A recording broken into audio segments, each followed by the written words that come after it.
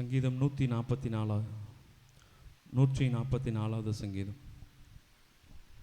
தாவீதின் சங்கீதம்.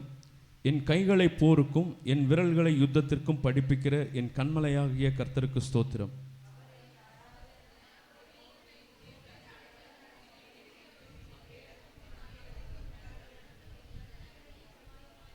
கர்த்தாவே, மனுஷனை நீர் கவனிக்கிறதற்கும் மனுபுத்திரனை நீர் எண்ணுகிறதற்கும் அவன் எம்மாத்திரம்.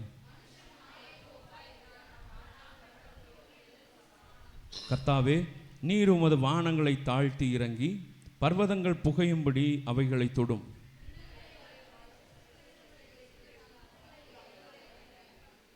உயரத்திலிருந்து உமது கரத்தை நீட்டி ஜலப்பிரவாகத்துக்கு என்னை விலக்கி ரட்சியும்.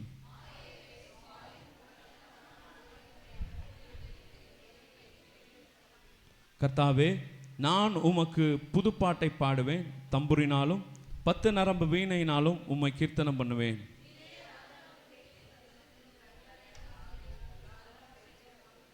மாயையை பேசும் வாயும் கள்ளத்தனமான வலது கையும் உடைய அந்நிய புத்திரரின் கைக்கு என்னை விலக்கி தப்புவியும்.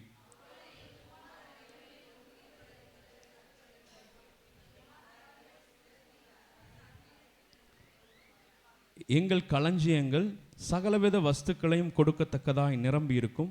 எங்கள் கிராமங்களில் எங்கள் ஆடுகள் 1000-10,000 பழுகும்.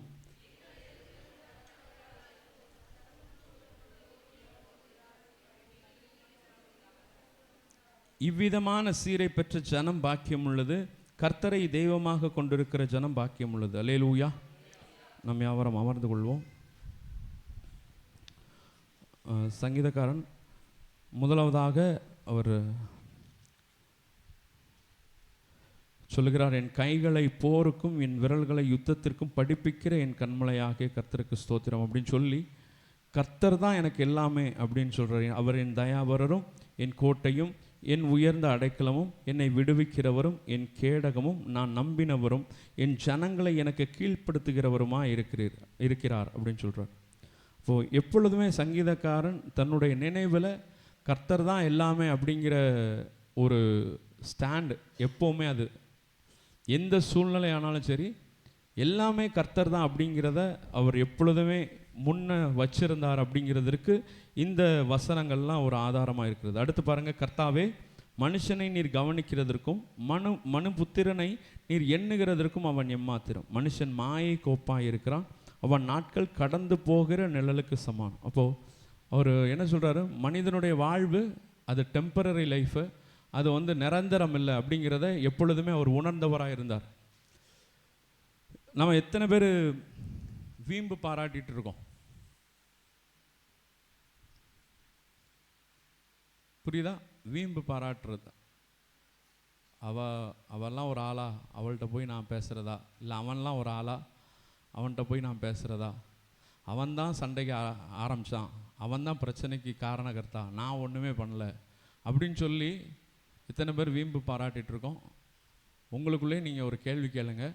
இங்கே சங்கீதக்காரன் சொல்கிறாரு, மனுஷனை கவனிக்கிறதற்கும் மனுபுத்திரனை நீர் நினைக்கிறதுக்கும் எண்ணுகிறதற்கும் எம்மாத்திரம் சொல்லிட்டு அவர் சொல்கிறார், மனுஷன் மாயை கொப்பாக இருக்கிறான். எல்லாமே மாயை. நம் வாழ்கிற வாழ்க்கை அது நிரந்தரமான வாழ்க்கை அல்ல. எத்தனை பேர் அல்லேலூயா சொல்ல முடியும்?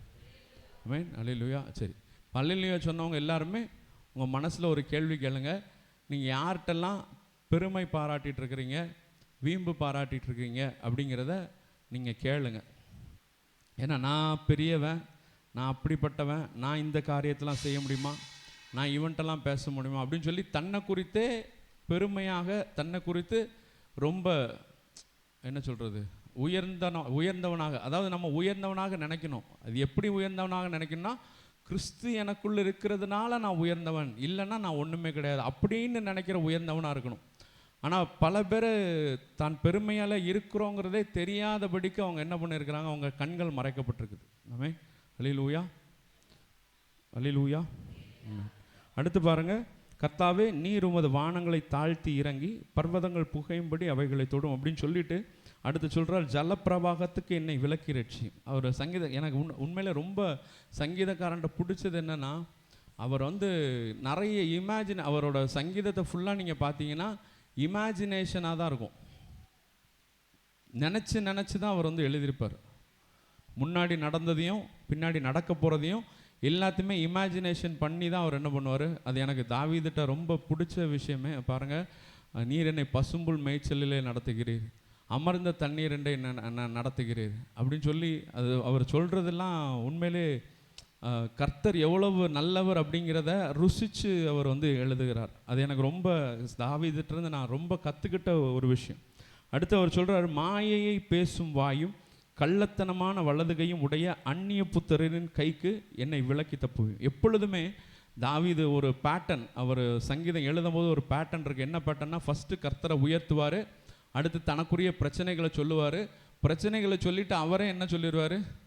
நம்ம என்ன பண்ணுவோம், கேள்வி கேட்டுகிட்டே இருப்போம்.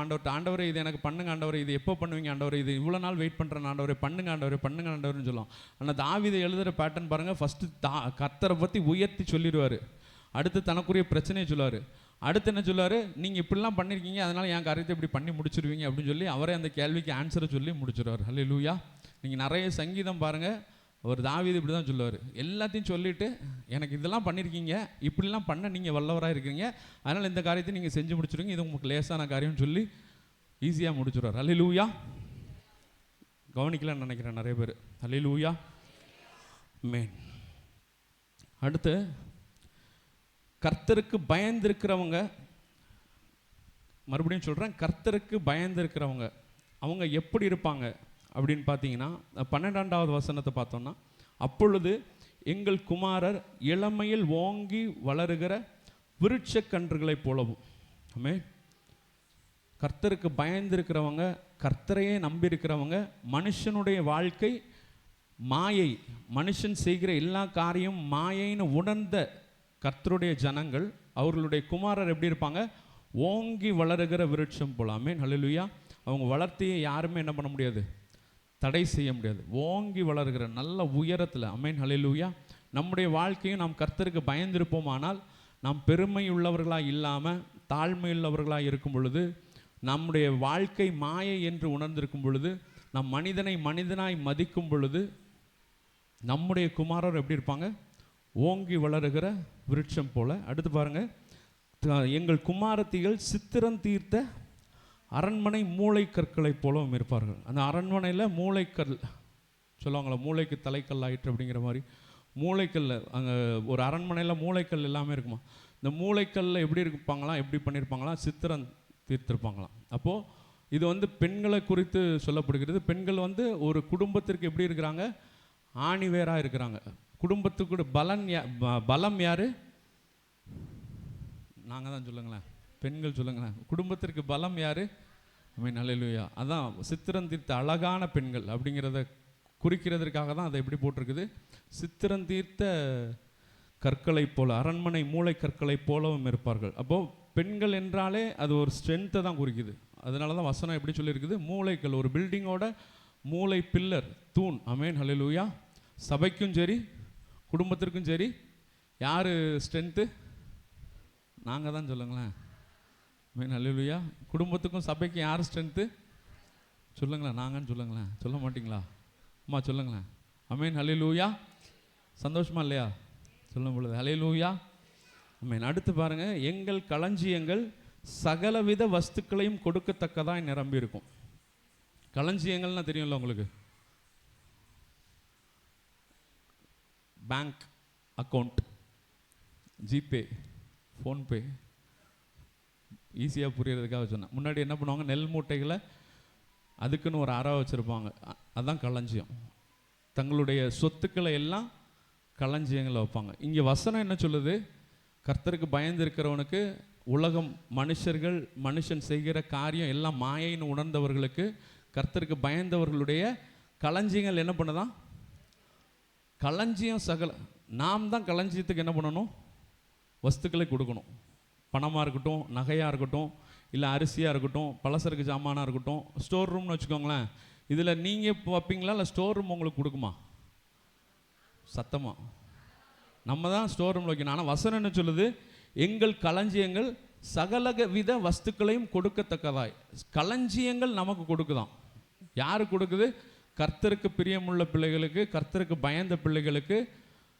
மனுஷன் மாயை மனுஷனுடைய காரியங்கள் எல்லாம் மாயை. யார் உணர்ந்திருக்கிறார்களோ அவர்களுக்கு களஞ்சியங்கள் சகலவித வஸ்துக்களையும் கொடுக்குதான். அடுத்து பாருங்கள், எங்கள் கிராமங்களில் எங்கள் ஆடுகள் 1000 10,000 பெருகும், எங்கள் எருதுகள் பலத்தவைகளாக இருக்கும், சத்துரு உட்புகுதலும் குடியோடி போகுதலும் இராது, எங்கள் வீதிகளில் கூக்குரலும் உண்டாகாது. ஆமென், ஹல்லேலூயா. அந்த காலத்தில் ஏற்கனவே பாஸ்டர் சொல்லியிருக்காங்க, ஆடுகள் மாடுகள் வேலைக்காரர்கள் வேலைக்காரிகள் இவங்களை வச்சு தான் ஒருவன் செல்வந்தனா என்னங்கிறத கணக்கிட முடியும். அப்போ இந்த காலத்தில் நீங்கள் செல்வந்தங்கிறது எதை வச்சு சொல்ல முடியும்? லேண்டு, வீடு, பணம், நகை, இந்த மாதிரி சகலவித வஸ்துக்கள், உங்களுக்கு தேவையான வஸ்துக்கள். அது மாத்திரம் இல்லை, ஆரோக்கியம் மெயினானது. ஆரோக்கியம். ஆமென். ஆசீர்வாதம் என்பது கிறிஸ்தவனுக்கு மட்டும்தாங்கிறது கிடையாது. ஆசீர்வாதம் எல்லாருக்கும் உரியது. ஆனால் அந்த ஆசீர்வாதம் நிம்மதியை கொடுக்கும்னா அது கிறிஸ்தவனுக்கு மட்டும்தான். எத்தனை பேருக்கு புரியுது நான் சொல்கிறது? ஆசீர்வாதமாக இருக்கிறது எல்லாராலையும் ஆசீர்வாதமாக இருக்க முடியும். எல்லாருக்கும் கடவுள் ஆசீர்வாதத்தை கொடுப்பார். ஆனால் அந்த ஆசீர்வாதத்தின் மூலமாக சந்தோஷம் அடைவது, நிம்மதி அடைவது இயேசுவை நம்புகிறவர்களுக்கு மாத்திரமே நடக்கும். அல்லேலூயா. அடுத்து கடைசி வசனம் சொல்லப்பட்டிருக்குது, இவ்விதமான சீரை பெற்ற ஜனம் பாக்கியம் உள்ளது. பக்கத்தில் கை கொடுத்து சொல்லுங்களேன். கேளுங்க, இல்லை கேட்கணும், சொல்லக்கூடாது. நீங்கள் இவ்விதமான சீரை பெற்றிருக்கிறீர்களா? பெற்றுக்கொள்ளவில்லை என்றால் இன்று நாம் மனம் மாறுவோம். மனுஷன் மாயை, மனுஷன் பேசுகிற காரியம் மாயை, கர்த்தருக்கு பயப்படுதலே ஞானத்தின் ஆரம்பம். இப்படிப்பட்ட வாழ்க்கையை நீங்கள் வாழ்ந்தீங்கன்னா இவ்விதமான சீரை நீங்கள் பெறுவீர்கள். ஆமென், ஹல்லேலூயா. கர்த்தரை தெய்வமாக கொண்டிருக்கிற ஜனம் பாக்கியம் உள்ளது. ஹல்லேலூயா. நாம் பாக்கியவான்கள். கர்த்தர் இந்த வசனத்தில் சொன்னபடி நம்முடைய வாழ்க்கை வாழ்ந்து நம்முடைய களஞ்சிய நமக்கு வஸ்துக்களை கொடுக்கிற ஆசீர்வாதத்தை கர்த்தரின் மூலமாக பெற்றுக்கொள்ளும். எங்கள் அன்பின் பரலோக பிதாவே, இந்த வார்த்தையை கொடுத்தமைக்காக நன்றி. இந்த வார்த்தையின் மூலமாக நாங்கள் வெளிச்சத்தை பெற்றுக்கொள்ள கர்த்தாவே, இன்னும் சகலவித காரியங்களையும் நாங்கள் மேன்மையடைய, உயர்வடைய, ஆரோக்கியத்தில் பலத்தவர்களாக மாற கர்த்தர் நீங்கள் கிருபை செய்யுங்க, உதவி செய்யுங்க. அப்பா ஸ்தோத்திரம். எங்களுடைய சபைக்காக வருகிறோம், எங்கள் சபையின் ஊழியங்களுக்காக வருகிறோம். ஊழியங்களை கர்த்தாவை பொறுப்பெடுத்துக் கொள்ளுங்க. எல்லா ஊழியங்களையும் கர்த்தாவை உம்முடைய கரம் வெளிப்படட்டும், உம்முடைய வார்த்தை வெளிப்படட்டும். உம்முடைய வார்த்தை வருகிற ஒவ்வொருவரையும் மறுரூபமாய் மாற்றட்டும்ப்பா. எங்கள் சபைக்கு அநேக தேவைகள் இருக்கிறது. குறிப்பாக வேன் தேவையை கர்த்தர் ஆசீர்வதிங்க. இந்த வேன் தேவையில் கர்த்தாவை சீக்கிரமாக சந்தித்து சீக்கிரமாக நாங்கள் வேன் எடுக்க அப்பா எல்லோரும் சேர்ந்து நாங்கள் உண்மை ஆராதிக்க கர்த்தர் கிருபை செய்யுங்க. பாஸ்டருக்காக வருகிறோம், பாஸ்டர்மாக்காக வருகிறோம், உங்களுடைய ஆரோக்கியத்திற்காக வருகிறோம், சுக பலனுக்காக வருகிறோம். கர்த்தாவே அவர்கள் சுகத்தை ஆசீர்வதிங்க. சுகத்தை விரும்புகிற கர்த்தர் நல்ல பலனை சுகத்தை கொடுங்க. அப்பா உடன் ஊழியம் செய்கிற ஒவ்வொருவரையும் ஆசீர்வதிங்க. அப்பா எங்கள் சபையின் குடும்பங்கள் ஒவ்வொருவரையும் ஆசீர்வதிங்க. தேவைகளை சந்திங்க. கர்த்தர் பெரியவர் என்று நாங்கள் எங்கள் மனதார சொல்லும்படியான காரியங்கள் எங்களுடைய வாழ்க்கையில் நடக்கும்படியாக கர்த்தர் கிருபை செய்யுங்க. மீட்பர் இயேசுவின் மூலம் கேட்கிறோம் நல்ல பிதாவே, ஆமென்.